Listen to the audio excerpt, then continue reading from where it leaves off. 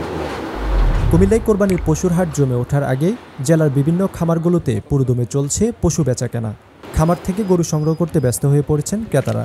বাজারে ভিড় এড়ানো আর পরিবহন সুবিধার কারণেই খামারমুখী হচ্ছেন তারা। খামারে গিয়ে দেখা যায় পরিবারের নারী পুরুষ সহ অন্যান্য সদস্যরা মিলে খামারে গিয়ে ক্রয় করছেন তাদের পছন্দের কোরবানির পশু। আসলে বাজারে যাইবো, গরু দেখমু, পছন্দ হয় না, ঘুরতে হয়, আবার গরু নিয়ে বাসা রাখার একটা ঝামেলা। খামার থেকে নিলে আপনি ঈদের দিন সকালবেলা গরু নিয়ে যেতে পারবেন, রাখার ঝামেলাটা আর নাই। এটাই মূলত মানুষ আসলে চায়, একটু নিরাপদভাবে গরু কিনতে, কোনো ঝামেলা মুক্ত থাকতে, দালাল থেকে মুক্ত থাকতে। এই জন্য ক্রেতাদের আকর্ষণ করতে গরুর আকর্ষণীয় নাম রাখছেন খামারিরা। আমি এবছর পুরো 53 পিস গরু পালছি আর কি। 53টার মধ্যে 53টার কিন্তু নামকরণ করা আছে। বিশেষ করে আপনার জোরাইশ আছে, সম্রাট, রাজা, বাদশাহ, সুলতান, বস, মানে মূলত এইসব নামে কিন্তু নামকরণ, প্রত্যেকটা গরু কিন্তু নামকরণ করা আছে। তবে দিন দিন পশু খাদ্যের দাম বৃদ্ধি পাওয়ায় গরুর দাম গত বছরের তুলনা বেশি হাঁকছেন খামারিরা। আসলে গত বছরের তুলনায় এবার এবছর একটু রেটটা বেশি, একমাত্র খানার কারণে, খাদ্যের কারণে। বিশেষ করে আপনার গত বছর আপনার সোয়াবিনের ভুসি, যেটা সোয়াবিন খাওয়াইছি আমরা 45 টাকা করে, এবছর 75 করে অলরেডি রানিং খাওয়াইতেছি। তারপর ভুসি ছিল আপনার 62-64 টাকা, ভুসি 78 টাকা অলরেডি খাওয়াইতে চিকন ভুসিটা। এই গরু আগে কিনতাম 1,10,20, এই গরু এখন 35-36 কাড়ি আসে। গরুর দাম বেশি, আপনার দাম খানা খরচের দাম বেশি, খাদ্যের দাম বেশি, খলির দাম বেশি, ভুসির দাম বেশি, এই জন্য গরুর দাম বেশি। খের আসল না, খেরের দাম বেশি, তো গরুর দাম হইব না, মানুষে খরচ করানোর টাকাগুলো।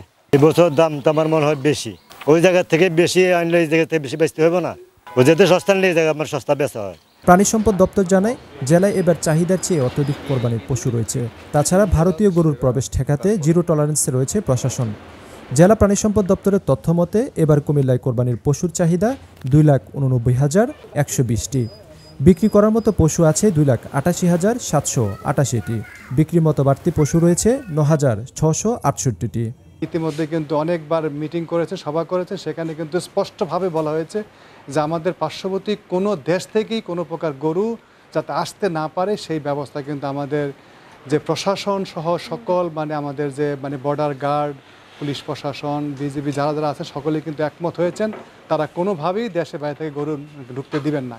কারণটা হলো, কারণ এদেশে যে ধরনের পর্যাপ্ত সংখ্যক গরু, ছাগল, ভেড়া আমাদের মজুদ আছে, সেই ক্ষেত্রে আমাদের কোনো প্রয়োজন নাই, বরং আমাদের পার্শ্ববর্তী দেশ থেকে যখন গরুগুলি আমাদের এই দেশে ঢুকবে, সেক্ষেত্রে একদিকে যাতে আমাদের খামারিরা ক্ষতিগ্রস্ত হবে, দ্বিতীয়ত আমাদের যারা যারা ক্রেতা আছেন, ভোক্তা আছেন ওরা কিন্তু সুস্থ সুন্দর সবল গরু নাও পেতে পারেন। আর সবচেয়ে বড় ক্ষতি হবে আমাদের এদেশের প্রাণী সম্পদ শিল্পের, কারণ তারা শুধুমাত্র গরুই আসবে না, গরুর সঙ্গে কিন্তু কিছু রোগও কিন্তু তারা নিয়ে আসবে। সেই রোগগুলো কিন্তু আমাদের এই দেশে পরবর্তীতে ছড়িয়ে পড়বে, সেক্ষেত্রে আমাদের প্রাণী সম্পদের ব্যাপক ক্ষতি হওয়ার সম্ভাবনা থাকবে। সেজন্য আমরাও মনে প্রাণে বিশ্বাস করি এবং আমরা আশা করি যে আমাদের আইনশৃঙ্খলা বাহিনী কঠোর হস্তে সেটিকে দমন করবেন।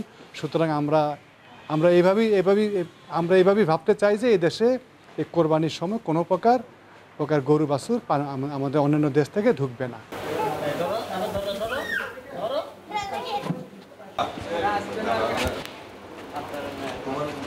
কুমিল্লা কাগজ নিউজ ডেস্ক।